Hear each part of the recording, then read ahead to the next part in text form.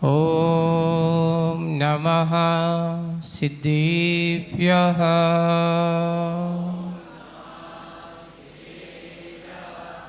ॐ नमः सिद्धेभ्यः।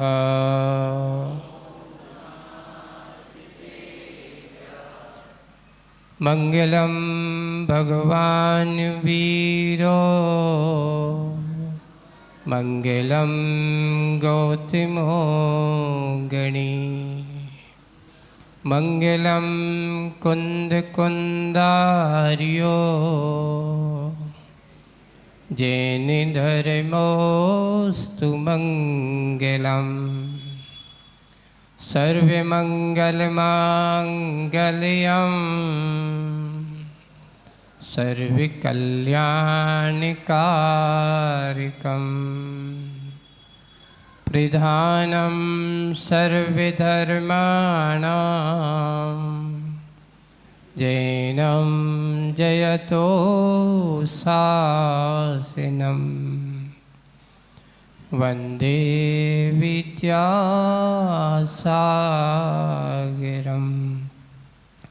बोलो शासनिक भगवान महावीर स्वामी की। मूल नायक देवादिदेव 1008 श्री शंभुनाथ भगवान की। परम पूज्य आचार्य गुरुवर श्री विद्यासागर जी महाराज की। आचार्य श्री समय सागर जी महाराज की। अहिंसा परमो धर्म की। बोले मुनि 108 अजीत सागर जी महाराज की जय। मुनि संघ की जय।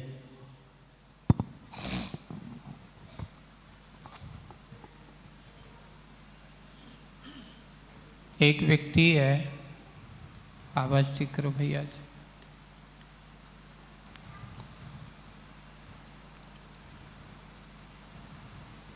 चारों तरफ अंधेरा का वातावरण है। रास्ता तय करना है। अब कैसे उस अंधेरे के रास्ते को पार करना है, तो क्या किया जाए? तो उसके लिए कहा गया कि तुझे रास्ता तय करना है तो एक काम कर। एक सयाने व्यक्ति ने एक दीप जलाया, उसके हाथ पे रखा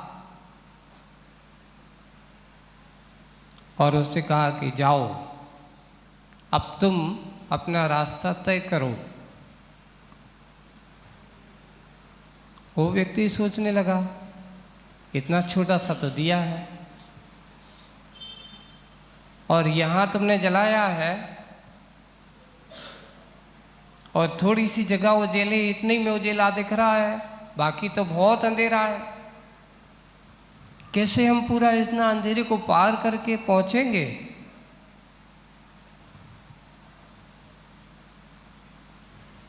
वन में पहले से उसने क्या सोच रखा, कैसे हम जाएंगे, कैसे रास्ता पार करेंगे। बड़े व्यक्ति जो होते हैं, बड़े लोग जो हुआ करते हैं, अपनी अज्ञानता को दूर करने के लिए, यानी हम थोड़े से ना समझ होते हैं तो वे अपनी समझ से आपके अंदर साहस जगा देते हैं। उसने कहा, भाई तू इतना क्यों सोचता है, कम से कम जितना उजाला है उतना तो चल। अगर तुझे 4 कदम का उजाले पे तेरा उजाला है तो 4 कदम आगे बढ़, तेरा उजाला 4 कदम और आगे बढ़ जाएगा। 4 कदम आगे बढ़ने की कोशिश तो कर। तू इतना ही सोचता है कि 4 कदम में क्या होगा। अरे भाई, अगर तू 4 कदम आगे बढ़ेगा तो ये 4 कदम और तेरा साहस जुटा करके और आगे बढ़ाता चला जाएगा। बस यही सोच होती है हमारे आचार्यों की, यही सोच है हमारे महापुरुषों की। कि संसार में अज्ञानी प्राणी की दशा बिल्कुल उस अंधेरे में खड़े हुए व्यक्ति की तरह हुआ करती है। अब जब अंधेरा चारों तरफ छाया हो, उसको कुछ समझ में नहीं आए कि क्या करूं, कहाँ जाऊं, किस दिशा में जाऊं, ऐसा वह सोचा करता है। लेकिन जिस समय उसको कोई रास्ता दिखाने वाला, उसके अंदर के साहस को जुटाने वाले कोई ऐसे महान ज्ञानी आत्माएं उसके साथ जुड़ जाते हैं, तो भटके हुए व्यक्ति को सही रास्ता मिल जाता है। इस काल में, इस कलिकाल में, इस पंचम काल में अगर इस आत्मा को जहाँ तरफ चारों तरफ मोह माया कसाय की विचरता से भरी पड़ी है, जहाँ देखो वहाँ पर अज्ञान का ही प्रभाव छाया हुआ है, ऐसे अज्ञान के वातावरण में से अगर ज्ञान का प्रकाश कोई देने का काम करते हैं तो वो है हमारे गुरु महाराज। क्योंकि आज हमारे पास साक्षात तीर्थंकर भगवंत तो नहीं है, लेकिन साक्षात तीर्थंकर भगवंत नहीं है, लेकिन तीर्थंकरों के मार्ग का अनुसरण करने वाले ऐसे गुरु महाराज जिन्होंने अपने आप के जीवन में हाथ पे रखे हुए दीपक की तरह स्वयं प्रकाश में हैं,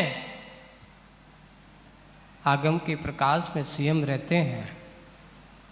और कोई भव्य आत्मा जीव आते हैं तो उनके हाथ में भी एक क्या कर देते हैं, जैसे उस व्यक्ति के हाथ पे क्या रख दिया, बेटा चल आगे बढ़ता जा, तेरा रास्ता क्या होता चला जाएगा, प्रशस्त होता चला जाएगा।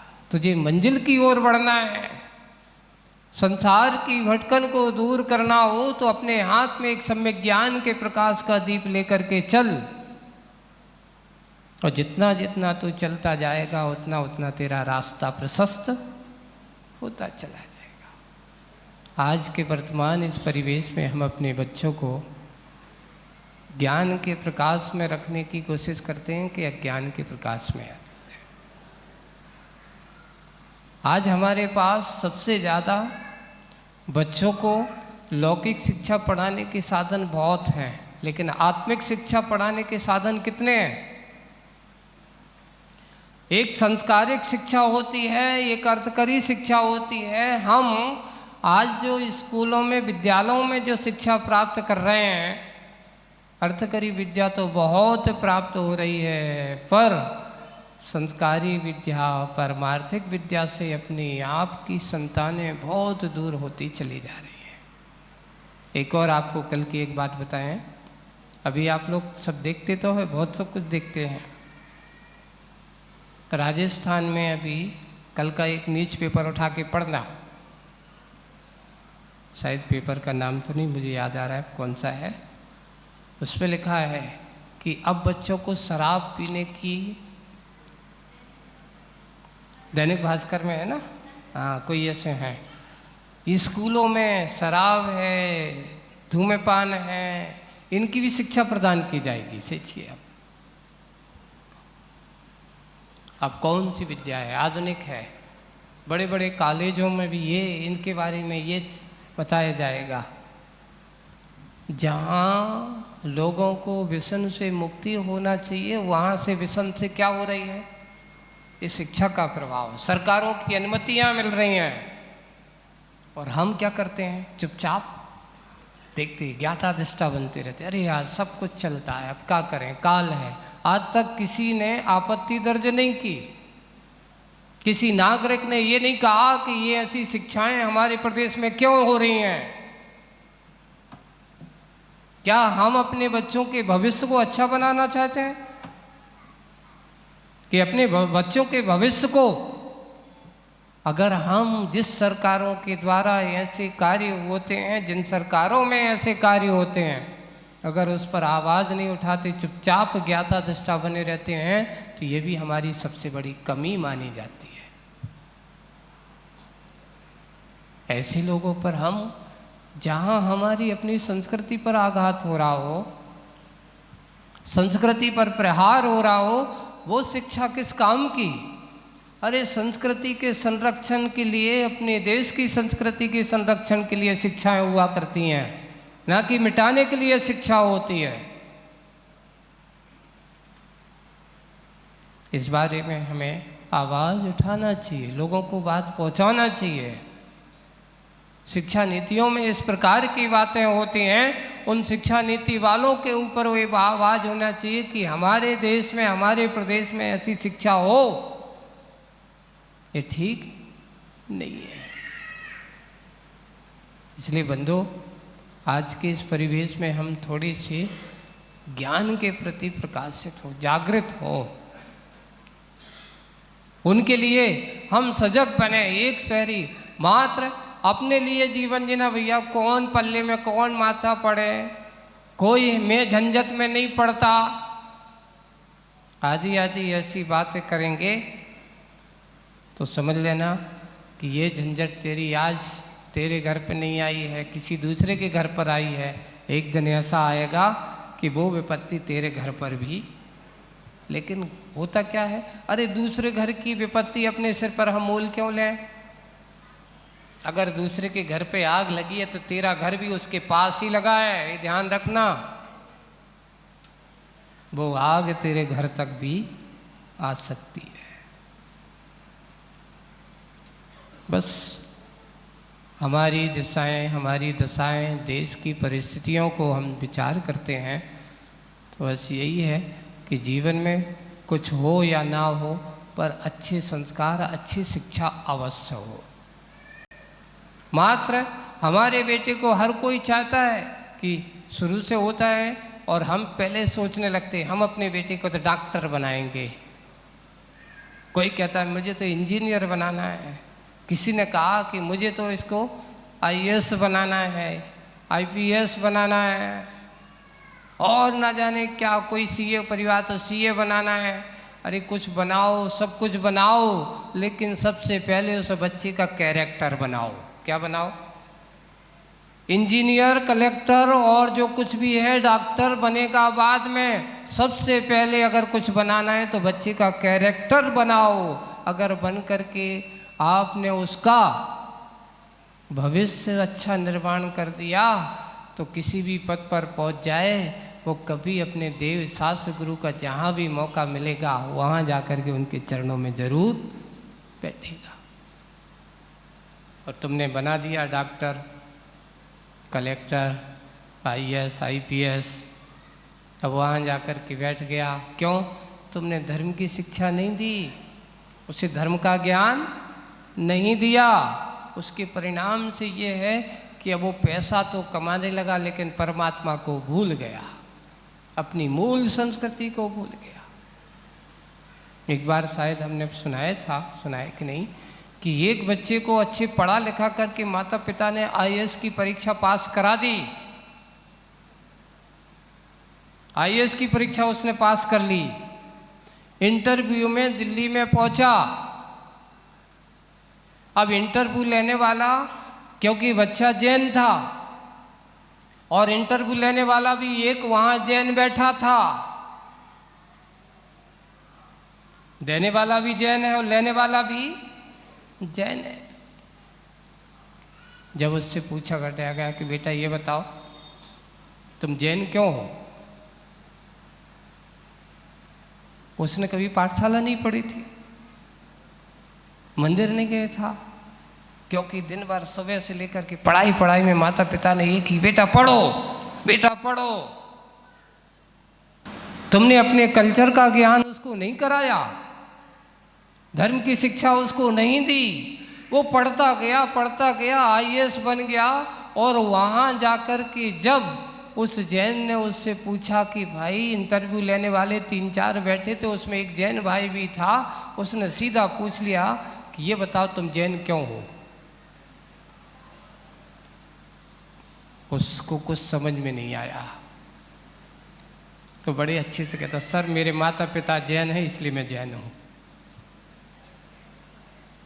अब क्या कहे बताओ, मेरे माता पिता जैन हैं इसलिए मैं जैन हूँ। बोले कि बेटा इससे कोई परंपरा नहीं है, ये तेरा कोई हेतु नहीं है। लगता है तूने अपने जैनत्व का परिचय नहीं किया, तुझे अपने जैनत्व का ज्ञान नहीं है। ये परंपराएं, ऐसे तो बहुत सारे जीव हैं।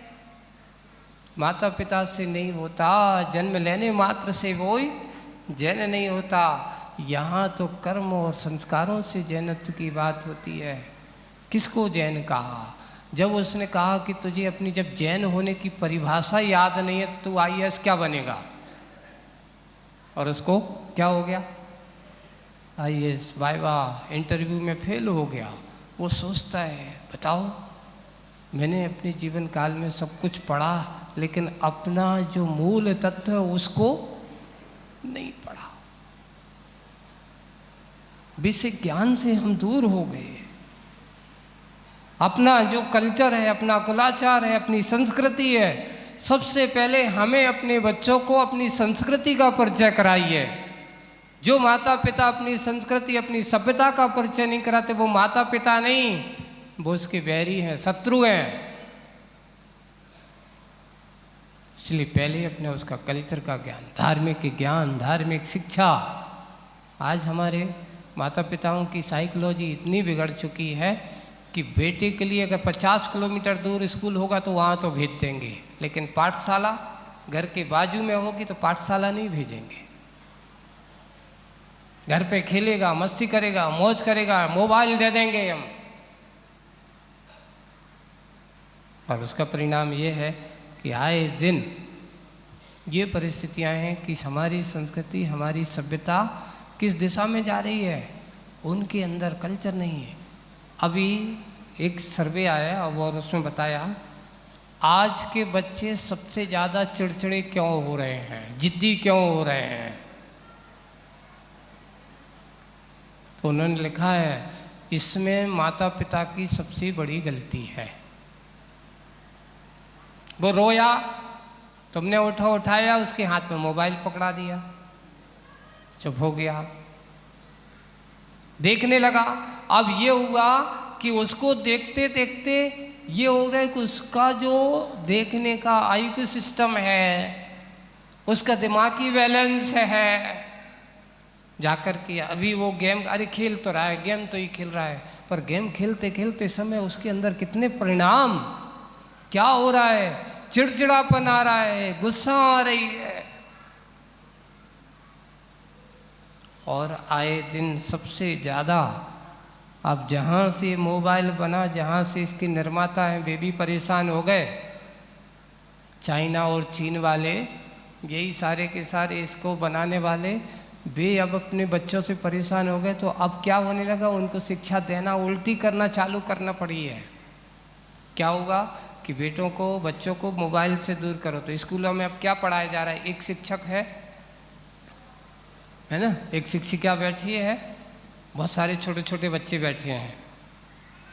ऐसी मात्र वो सही नहीं है, बच्चों को एक समझाने के लिए बैठे हैं। और बैठ करके अचानक वो एक मोबाइल चलाते चलाते उसको आंख में कुछ हो जाता है, नाटक चल रहा है, बच्चे लोग देख रहे हैं कि मैं उनको कुछ हो गया है, आंख में वो तीब हो, जाकर के वो गिर जाती है, चक्कर आ गया। बाद में उठा कर के लोग ले गए। थोड़ी देर बाद वो आएंगी, आंख पे पट्टी बंधी हुई है, लेटे हुए हैं, खून निकल रहा है, ऐसा है। अब जब उसको ऐसा दिखाया, अब उनसे कहा जो बच्ची मोबाइल, तो अब वो एक टीचर कहते बेटा तुम मोबाइल लो, बीच कहते नहीं मुझे आंख नहीं फोड़ना है। अब कौन सी शिक्षा दी जा रही है, यानी अब उनको डरा करके मोबाइल से दूर किया जा रहा है। तुम लोग ऐसे करते हो, और ले तो वो रोया तो तुम दो और पकड़ा दे, तो लो तो तुम जानो, तुम जाने क्या कर रहे हो। हम शिक्षा के क्षेत्र साथ में अपने आप को सोचे सजग बनने की कोशिश करेंगे, सावधान होने की बने। आज हमारे पास जो संस्कृति, ये सोच लेना बंधुओं कि तुम जिस क्षेत्र में हो, आज तुम्हारा बड़ा सौभाग्य है कि आज को कम से कम तुम्हारे जिस क्षेत्र में आपका जन्म हुआ है, उस क्षेत्र में आपके सच्चे देव सतगुरु का ऐसा स्वरूप देखने को मिल रहा है।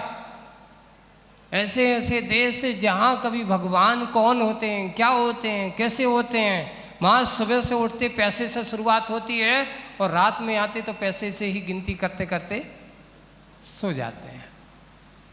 टेंशन ही टेंशन है, आपाधापी भागा दौड़ी है, वहाँ तो पैसा ही पैसा, परमात्मा के नाम की कोई चीज़ उनके पास नहीं होती। कम से कम यहाँ तुम्हारी सुबह की शुरुआत परमात्मा के नाम से होती है।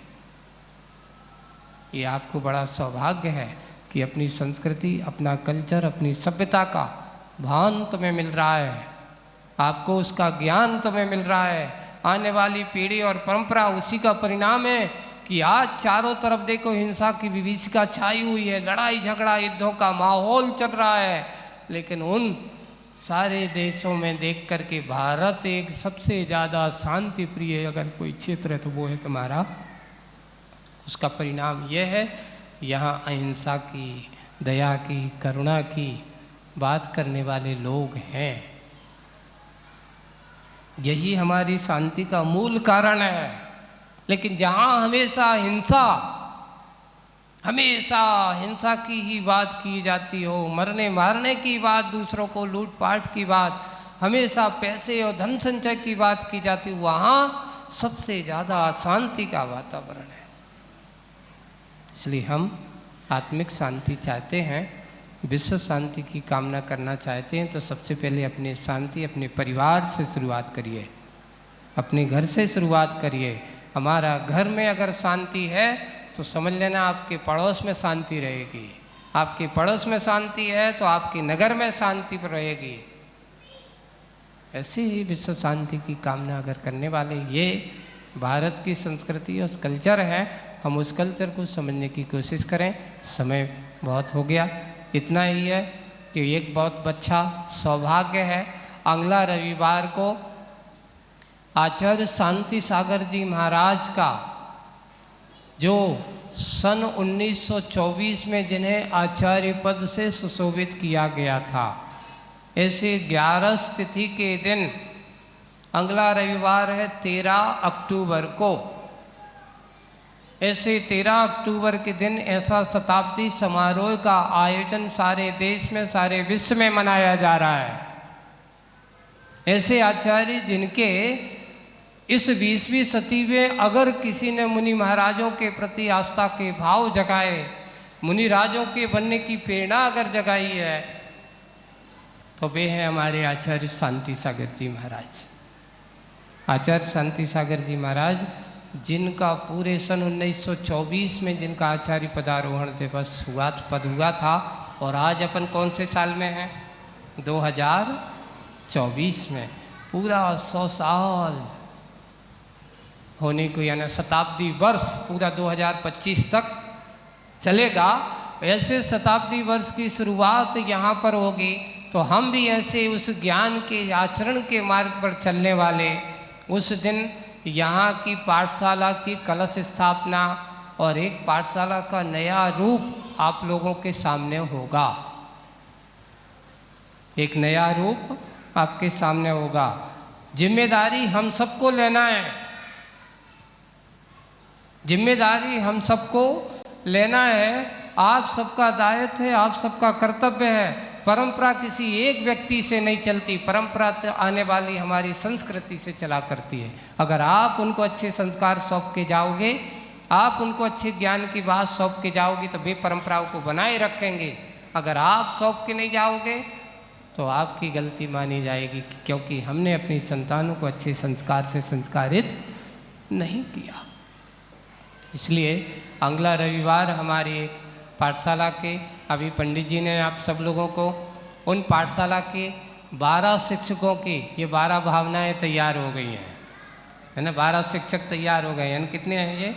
और भी बहुत सारे लोगों ने भावना रखी थी, लेकिन उनसे कहा गया कि भाई अभी इन लोगों को, और हमारे पाठशाला के व्यवस्थापक और व्यवस्था के रूप में सभी लोगों ने उनको सौंपा है। उन्हें अपनी जिम्मेदारी देखते हुए दायित्व का पूरा कार्य किया जाएगा, क्योंकि अगर हमारी पाठशालाएं संचालित बनी रहेंगी तो आपके मंदिर में पुजारी मिलते रहेंगे, और नहीं मिलेंगी तो कल के दिन तुम तो चले जाओगे पर मंदिर में पुजारी नहीं देखने को मिलेंगे। आप यहाँ कहीं भी पढ़ाओ, धर्म की शिक्षा दो, वो बेटा कहीं किसी भी देश के किसी भी कोने में रहे, जहाँ पर भी भगवान का मंदिर होगा वहाँ मंदिर अवश्य जाएगा। तलवाड़ा के ही मंदिर में ही जाए ऐसा कोई नियम नहीं है। इसलिए हमें वो संस्कृति, वो संस्कार देना है जिससे कि हमारे धर्म की संस्कृति का संरक्षण अच्छे से हो। इसी भावना को लेकर के आज यहाँ पर जो ये रविवारी अपना जो प्रति चतुर्मास के जो चल रहा है, उसी श्रृंखला में, उसी तारतम्य में आज भी यहाँ पर जो बात की गई, तो अगला रविवार बहुत महत्वपूर्ण रविवार आपके पास। और उसके बाद फिर अगला एक रविवार 17 तारीख को नहीं, उसके बाद 13 तारीख के बाद 17 तारीख को शरद पूर्णिमा का दिवस है। और शरद पूर्णिमा के दिन अपने इस बागड़ प्रांत के जहाँ पूरा का पूरा 72 गांव जो तुम्हारा जो चौखला है ना, और उसे हमारे उस जैन समाज की ऐसे प्रतिभाशाली छात्र छात्राओं का जिन्होंने इस वर्ष अपने लौकिक शिक्षा में अच्छा नाम, अपने प्रतिशत और अच्छे नाम कमाए हैं, और MBBS है, CA आदि है, उसमें जो जिन्होंने अच्छे IAS IPS हैं, ऐसे इन क्षेत्रों में जिन्होंने अच्छे अंक और अपने जैन समाज का नाम रोशन किया है, ऐसे उन छात्र छात्राओं का सम्मान समारोह का कार्यक्रम पूज्य आचार्य भगवान के उस शरद पूर्णिमा महोत्सव, उस दिन आचार्य श्री ने दीक्षा भी, ऐसे 10 मुनिराजों का दीक्षा दिवस भी आता है। उस दिवस पर पूज्य आचार्य भगवान के प्रातःकाल गुणगान से कार्यक्रम यहाँ होगा, तलवाड़ा में होगा। हाँ, और देखो समय सागर जी आचार्य, वर्तमान आचार्य महाराज भी, वो भी शरद पूर्णिमा के ही हैं, उनका है तो हैं, और भी हैं। ऐसे सभी लोगों का वो महामहोत्सव का कार्यक्रम आज अपन यहाँ पर शरद पूर्णिमा के दिन एक विशेष, उसकी योजना भी आप लोगों को और समय पर बता दी जाएगी। एक विशेष संयोजना तैयार हो रही है और उस संयोजना को हम बनाएंगे, मना करके अपने कार्य को आनंद के साथ, अच्छे भक्ति भाव के साथ धीरे धीरे चतुर्मास का समापन चल रहा है। और चलते चलते जाते जाते बहुत सारी यादगार, बहुत सारी संस्मरण आपके पास, बहुत सारी स्मृतियाँ आप सब लोगों के बीच में आएंगी। उन सबको करते हुए और चतुर्मास के बाद फिर महामंडल, कल्पद्रुम महामंडल विधान का भव्य आयोजन तो आपका तय हो ही चुका है, पात्र चयन हो चुके हैं और उन पात्रों की भी यहाँ पर उनके साथ अच्छे से तैयारियाँ चल रही हैं। हम सब करेंगे ऐसे ही मंगल कामना के साथ। बोलिए आचार्य गुरुवर श्री विद्यासागर जी महाराज की, अहिंसा परमो धर्म की। एक और अगले रविवार का जो परीक्षा हुई थी, इसको बंद कर दे भैया। अभी परीक्षा अभी लेना कि शाम को करना?